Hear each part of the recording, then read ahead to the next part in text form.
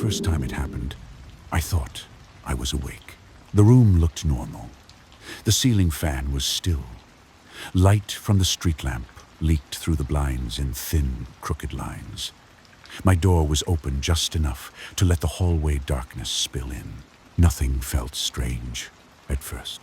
I tried to roll onto my side. My body didn't respond. I remember thinking it was annoying more than scary. Like when your arm falls asleep and you have to shake it awake. I tried again, my fingers, my toes, anything, but there was no response. My chest felt heavy, as if someone had stacked weight on top of me. I could breathe, but it felt wrong. Shallow, controlled. Then I noticed I wasn't breathing alone. The sound was faint, uneven, slightly out of rhythm with my own. It didn't come from my chest. It came from somewhere else in the room. My eyes drifted toward the doorway before I could stop them. Something was standing there. It didn't move. It didn't step forward. It simply occupied the doorway like it had always belonged there. It was tall, too tall. Its head brushed the top of the frame, tilted slightly, as if bending was necessary to fit inside the room. I couldn't see details, only a shape darker than the darkness around it, and it was facing me. I tried to scream, my mouth opened, but the sound never made it out. It felt like my throat locked shut at the last moment, as if my body refused to let the noise exist. The thing in the doorway didn't react. That was worse than if it had. The longer I stared, the more intentional it felt. Not like a hallucination drifting in and out, but like something that had chosen that exact moment to be there. Its shape was wrong in subtle ways. Arms that hung too low, shoulders that didn't quite align. The outline of a wide, flat shape at the top of its head. A hat. The realization arrived, fully formed, without thought. Wide brim, old-fashioned, the kind you don't see anymore. The pressure on my chest increased. My breathing shortened. Panic surged, but my body stayed frozen, locked in place. Then, it leaned forward. It didn't step closer. It didn't advance. It simply bent at the waist, just enough to lower its head, like it was examining me, like it wanted to be sure I was awake. I woke up, gasping for air, my body snapping free all at once. My heart pounded so hard it hurt. Sweat soaked my shirt and sheets. I scrambled upright, eyes locked on the doorway. It was empty. I didn't sleep again that night. The next day, I searched for answers. Sleep paralysis, hallucinations, shadow figures. The explanations lined up neatly, clinically. My experience reduced to bullet points and diagrams. Most of them mentioned demons. I told myself it was just a word. Weeks passed, then months. I stopped thinking about it during the day. I almost convinced myself it wouldn't happen again. The second time, I woke up on my back. I knew immediately. The room felt heavier, not darker, thicker. Like the air itself resisted movement. I didn't look toward the doorway. I didn't need to. Something was closer this time. The pressure returned, harder than before. My chest sank into the mattress. Each breath felt like it had to squeeze past an invisible weight.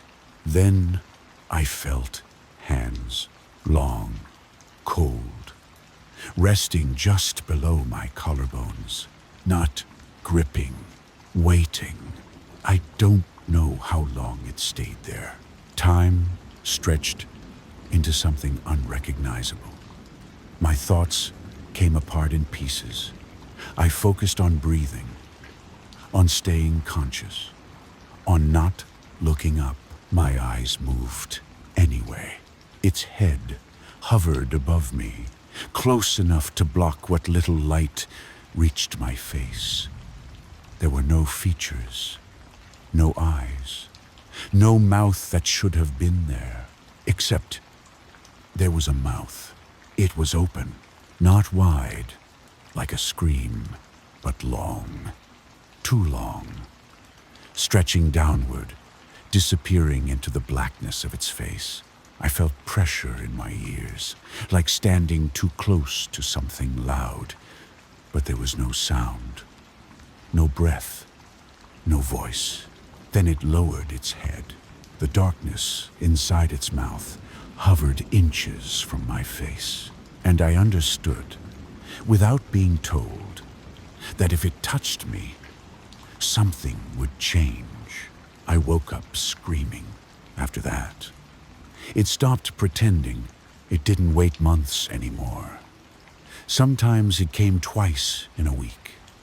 Sometimes it lingered just long enough for me to register its presence before releasing me. I stopped sleeping on my back, then on my side, then sleeping at all. I left lights on, music playing, anything to anchor myself to the room. None of it mattered. Once, I felt the mattress dip beside me.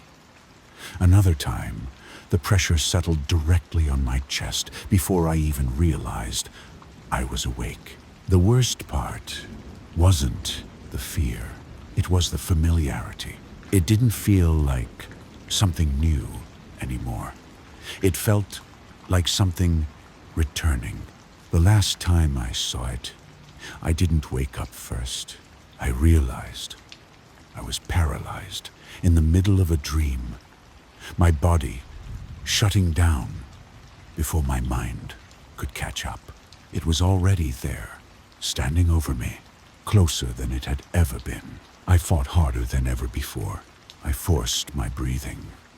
I pushed against the paralysis with everything I had.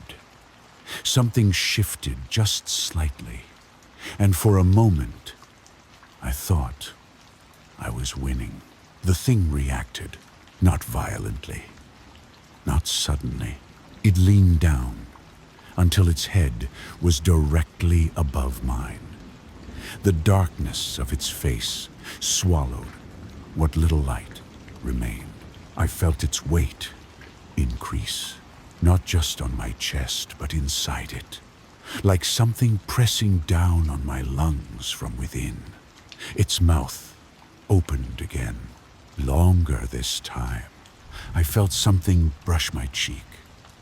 Not a touch, more like the absence of touch, like cold space sliding across my skin. The pressure peaked, then it was gone. I woke up on the floor. I don't remember getting there. My body shook uncontrollably. My throat burned. The room looked normal again, but it didn't feel safe anymore. Like something had rearranged the space while I wasn't looking. I didn't sleep for 2 days after that.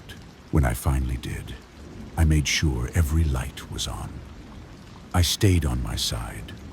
I focused on breathing until exhaustion took me. I woke up just before dawn. I could move, but I didn't, because the doorway was darker than it should have been. And something inside me knew it wasn't waiting for me to wake up anymore.